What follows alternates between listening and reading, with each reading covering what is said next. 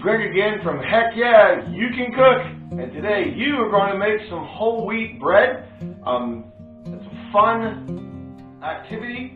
I like to get the family involved here, especially when it comes after the proofing part. Now, what you're going to need for the day's recipe, you're going to need 2 tablespoons of yeast. Okay, 2 tablespoons of yeast. 2 teaspoons of salt. A teaspoon of nutmeg. 2 teaspoons of cinnamon. 2 ounces of honey. 3/4 cup of regular olive oil, not the extra virgin. You're going to want the light taste frying baking olive oil, the regular olive oil. You're going to need 6 cups of whole wheat. I use whole white wheat flour. Okay, and that is by King Arthur right here. I like this brand. It is available at most grocery stores, but it's whole white. It's white whole wheat flour. White whole wheat flour. You're going to need some olive oil spray. You're going to need some Reynolds wrap. You're going to need a very large mixing bowl we have right here. You're going to need your trusty stand mixer. Okay, you can do this by hand. We have right here a dough hook. Okay, and we're going to need 2 cups of warm tap water, very warm tap water, and 2 eggs. All right. So at this time, just like everyone, to please like, share, and subscribe. We have given away 1 apron. Every time I hit 100 subscribers, we're going to give away another one. And we just appreciate everyone's support so far. Now we've got our 2 cups of warm tap water right out of the sink. Okay, just get that to where it's hot water, I guess, for lack of a better term. But 2 cups of it. You're going to add that right here into your mixing bowl. You're going to take your 2 tablespoons of yeast and add it. And then what the yeast like to eat, because these are going to activate these living organisms, and that's what's going to help make your bread so wonderful, is you're going to take and you're just going to push out your honey right in there. Okay, right in. You almost smell instantly the yeast reaction. You're simply going to whisk together. We're going to set the timer for 5 minutes. When we come back, we will show the next process of putting this together into the mixer and the getting it ready to allow it to stand and rise for 2 hours. Okay, everybody, there goes the timer. Now that that's gone off, that means we are allowed to put everything together. The yeast and the honey have gotten activated. They are ready to begin their magic here in the bread mixture. So right now you add everything together. I like to start with the flour and add that right into the bowl. Whee! Part of the fun. Wife hates that part. Okay, we're going to add then the spices.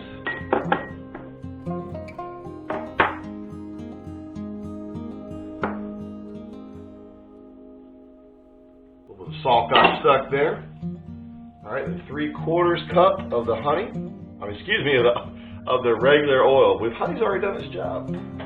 So we added the oil, 2 eggs, which I think I forgot to mention that you're going to need. Right in.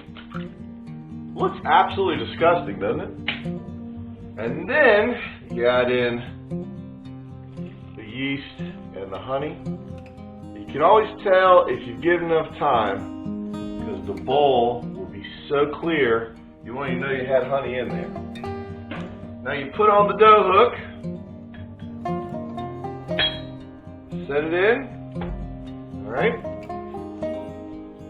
One of the best accessories I've ever gotten is this little gadget right here. It keeps it from spewing everywhere, and the wife doesn't get as unhappy. All right, make sure you lock it, and then I set it about on 4 to get it started. And once you get to where you see the liquid, as you can see here, start to come up, I turn it to 2, and we just let it go until it is separated from the sides of the bowl. Once again, you can do this by hand. You can also walk from California to North Carolina, but you're probably going to prefer a different method. This speeds it up greatly. Not to say there's anything wrong with walking, or to say there's anything wrong with mixing this up by hand. we're gonna speed this part of the video up and show you what it looks like when we put it in the bowl as we allow it. During the process, if you see sometimes maybe it's sticking to the sides a little bit and not separate down, you can always pull this up. Just kind of give it a little assist around the edge.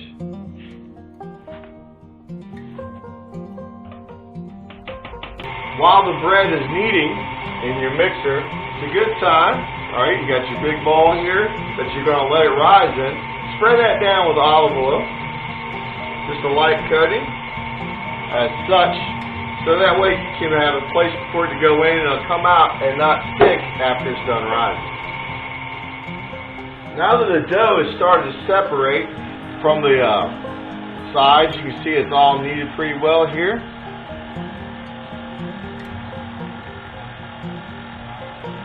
Turn it off, and we're going to remove it and place it into our new container that it'll rise in. Now I always like to wet my hands just a little bit here. Reason being is that it can get a little sticky. Kind of help finish that last little bit of flour off, push it in.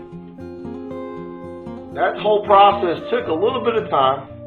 You're going to have a big ball. Looks like this. And you're going to place this dough, and I punch it down just a little bit. It's going to rise. I let mine rise about 2 hours. This time of the year when it's so warm and humid outside, you could probably do it in an hour and a half. So what I'll do is I place it, this here, place it in a large bowl like that. I push it down just a little bit so it has a chance to rise. Cover it with aluminum foil. I like aluminum foil. You can use a cloth.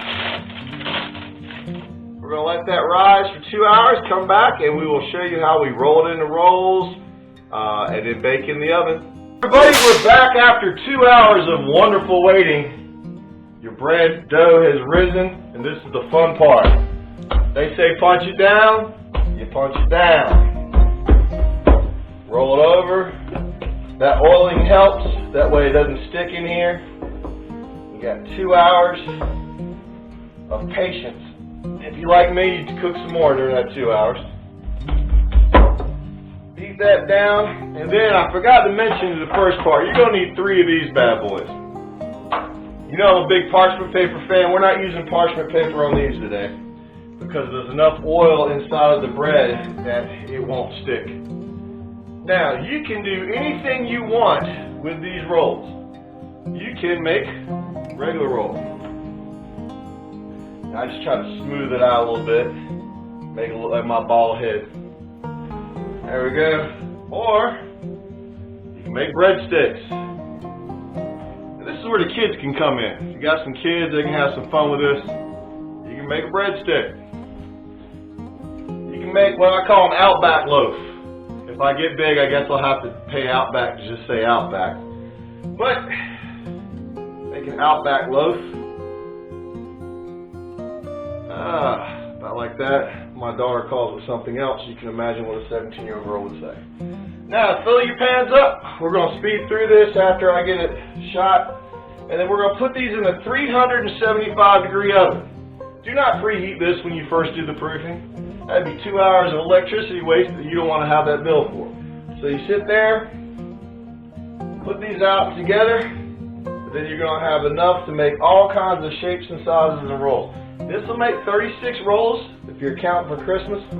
This will make, probably about 10 of these big, I call them Outback rolls. And there's no telling how many breadsticks, as many as your imagination will do. If you really want to have some fun with the breadsticks, twist them together. This is a little bit past my skill set. Oh, that's not bad. You can twist them together if you want to. And then have fun. Whatever shapes you want. We're going to cook them for I usually go about 12 minutes on the top rack, usually 13 on the bottom at 375 until they're golden brown. Alright, we'll put the first rack in. I'm not going to bore you with making all the shapes. When we come back, you'll see the finished product. I got my spatula. Alright, the timer has gone off. And let's see what this first batch looks like. There we go. fresh bread right from your oven. You can see the variety of sizes. Look, the twisty one didn't come out too bad. You want about this color. You don't want to get much darker. If it gets that much dark on the top, then it won't burn. It's okay for on the bottom to be that size. And there's our Outback loaf. It even has a little split in it. You can put a little butter in there. Alright, this is not, of course, gluten-free, but it is wonderful to have. It's great to make at the holidays. You can share with people. And this recipe creates, you know, about 36 rolls or whatever sizes you want. Put some butter on it, don't put butter on it, whatever you want. And it's on Heck Yeah You Can Cook. Remember to like, share, and subscribe. Tell your friends. Join our Facebook group. Go to heckyeahYouCanCook.com. All right, everyone, have a wonderful afternoon.